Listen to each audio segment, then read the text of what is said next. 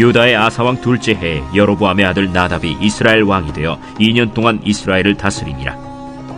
그가 여호와 보시기에 악을 행하되 그의 아버지의 길로 행하며 그가 이스라엘에게 범하게 한 그 죄 중에 행한지라. 이에 이사갈 족속 아히야의 아들 바사가 그를 모반하여 블레셋 사람에게 속한 기브돈에서 그를 죽였으니 이는 나답과 온 이스라엘이 기브돈을 애워싸고 있었음이더라. 유다의 아사왕 셋째 해에 바사가 나답을 죽이고 대신하여 왕이 되고 왕이 될 때 여로보암의 온 집을 쳐서 생명 있는 자를 한 사람도 남기지 아니하고 다 멸하였는데 여호와께서 그의 종 실로 사람 아히야를 통하여 하신 말씀과 같이 되었으니 이는 여로보암이 범죄하고 또 이스라엘에게 범하게 한 죄로 말미암음이며 또 그가 이스라엘의 하나님 여호와를 노엽게 한 일 때문이었더라. 나답의 남은 사적과 행한 모든 일은 이스라엘 왕 역대 지략에 기록되지 아니하였느냐. 아사와 이스라엘의 바사 왕 사이에 일생 동안 전쟁이 있음이라. 남북이 분열하면서 첫 왕조로 등장한 여로보암 왕조가 나답 시대에 몰락합니다. 솔로몬과 유사하게 하나님의 약속도 받았고 예언자의 예언도 있었지만 이 왕권 유지를 위해 우상 숭배까지 마다하지 않았기 때문에 하나님께서 징벌하셨습니다. 여로보암의 아들 그 나답은 유다 왕 아사 제2년에 이스라엘 왕으로 즉위하게 됩니다. 그러나 그의 통치는 2년으로 끝이 납니다. 바사가 반란을 일으키고 왕이 되기 때문입니다. 15장부터 열왕기하 10장까지의 내용은 거의 북왕국 이스라엘의 역사로 이어지고 있습니다. 왕국 초기부터 계속되는 반란으로 왕조의 창건 그리고 몰락 이 일들이 계속 반복되기 때문이기도 하지만 이 부분에서 엘리야나 엘리사와 같은 그 북왕국 이스라엘에서 활동했던 그런 예언가들이 등장하기 시작하기 때문에 이 내용이 조금 변화가 있게 됩니다.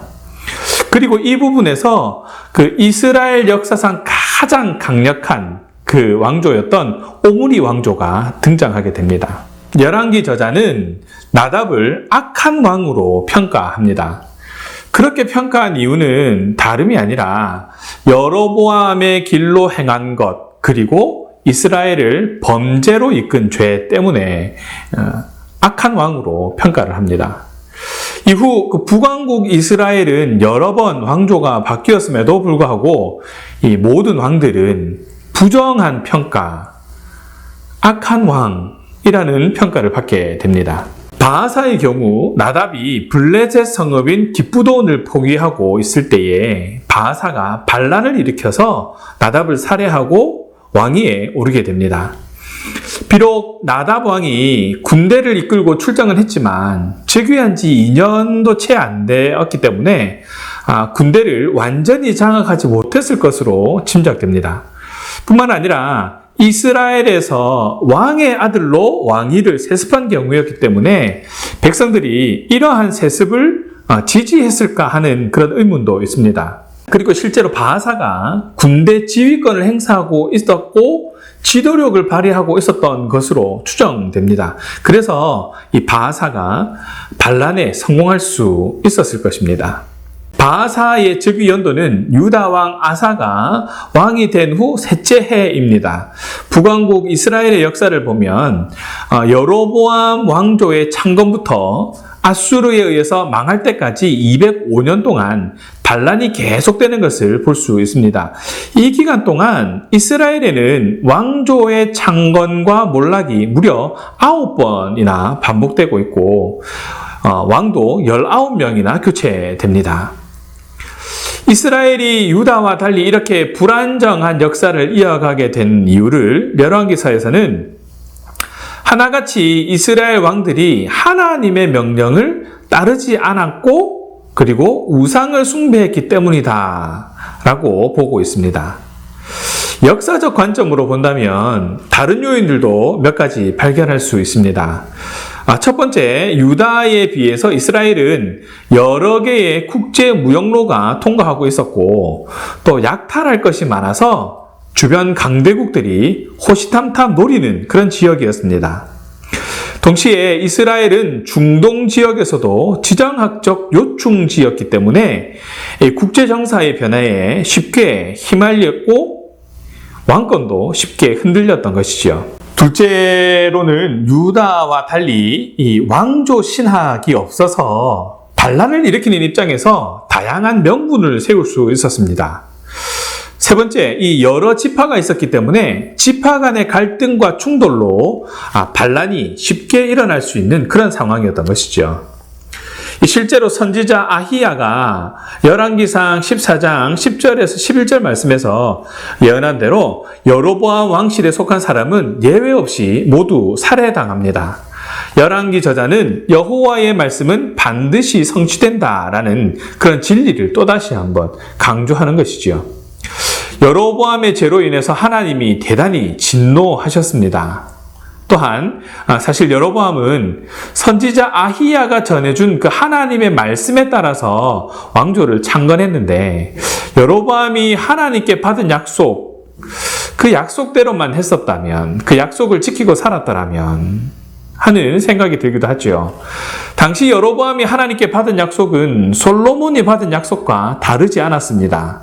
그러나 여로보암이 하나님의 명령을 따르지 않고 왕권을 지키기 위해서 우상 숭배도 마다하지 않아서 하나님은 여로보암 왕조를 멸망시켜 버리신 겁니다. 솔로몬도 비슷한 상황이었습니다. 외국에서 온 왕비들로 인해서 우상 숭배를 하게 되죠. 그래서 하나님의 심판이 선언되었습니다. 그러나 특이한 것은 다윗 왕조는 계속 유지가 되고 있다는 것입니다. 이것이 이스라엘과 유다의 차이점입니다. 유다는 악한 왕이 등장했어도 하나님이 다윗과 한 언약 때문에 그 왕조가 계속 지속되지만 북왕국 이스라엘에는 그런 언약이 없었기 때문에 왕조가 쉽게 몰락한 것입니다. 그렇다면 오늘 본문을 통해서 우리가 깨달아야 할 것은 어떤 것일까? 생각해 볼 필요가 있습니다. 먼저 나답의 삶을 통해서 하나님의 경고를 깨달아야 합니다. 나답의 아버지 여로보암은 22년간 이스라엘을 통치했지만 왕이 세습으로 왕이 된 나답은 겨우 2년을 다스립니다. 짧은 통치 기간이었지만 그는 이스라엘을 우상 숭배의 죄에 빠지게 만든 여로보암의 길을 그대로 따라가며 악을 행합니다. 이 표현은 나답이 이후 이스라엘을 평가할 때도 반복적으로 사용되기도 합니다. 이는 우상 숭배의 문제가 얼마나 고질적인 그런 이스라엘의 문제였는지를 보여줍니다. 한번 시작된 죄가 고질적인 문제가 되어서 결국 하나님의 책망을 받게 만든 것이죠. 공동체에 뿌리 내린 이 악은 쉽게 사라지지 않고 반복됩니다. 개인적인 영역으로 들어와도 마찬가지입니다. 한번 자리 잡은 습관을 바꾸기는 정말이지 쉽지 않습니다. 여로보암이 시작한 우상 숭배가 그의 아들 나답 때뿐만 아니라 이후 왕에게들까지 이어지게 됩니다. 공동체가 분명한 이 성경적 기준을 세우지 않고 신앙의 결단 없이 상황에 밀려 옳지 않은 것을 허용하게 되면 이후에 그것이 고질적인 문제로 자리 잡게 되는 것이죠. 우리 삶에 나타난 다양한 형태의 우상 숭배는 하나님이 가장 싫어하는 그런 죄입니다.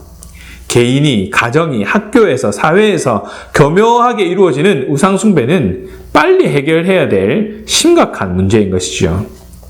아직 해결되지 않아서 우리를 괴롭히는 죄가 무엇인지 돌아보시기 바랍니다.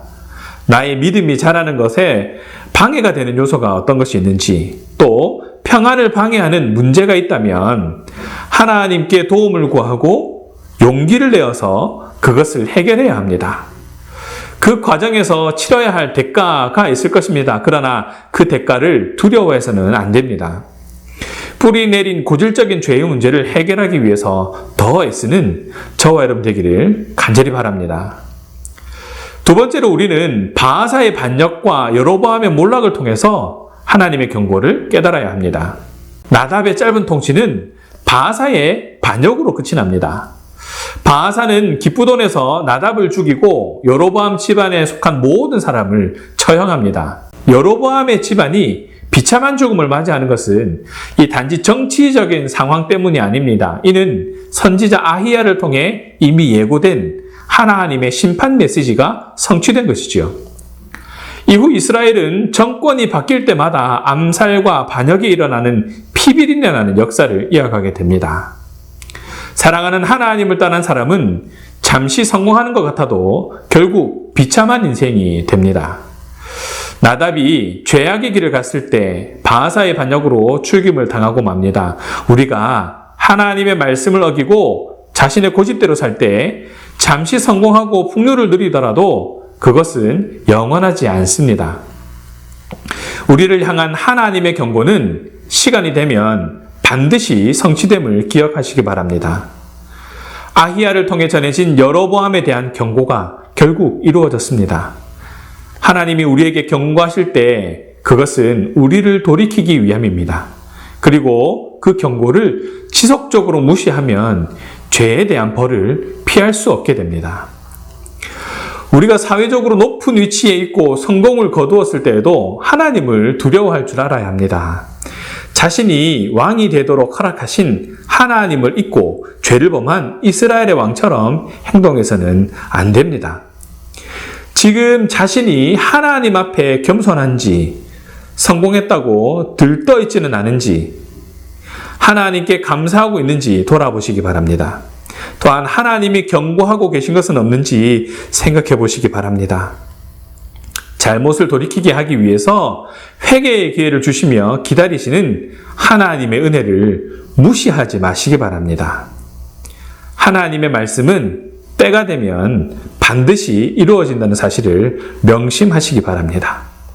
말씀을 정리합니다. 인생을 사는 것은 중요한 문제입니다.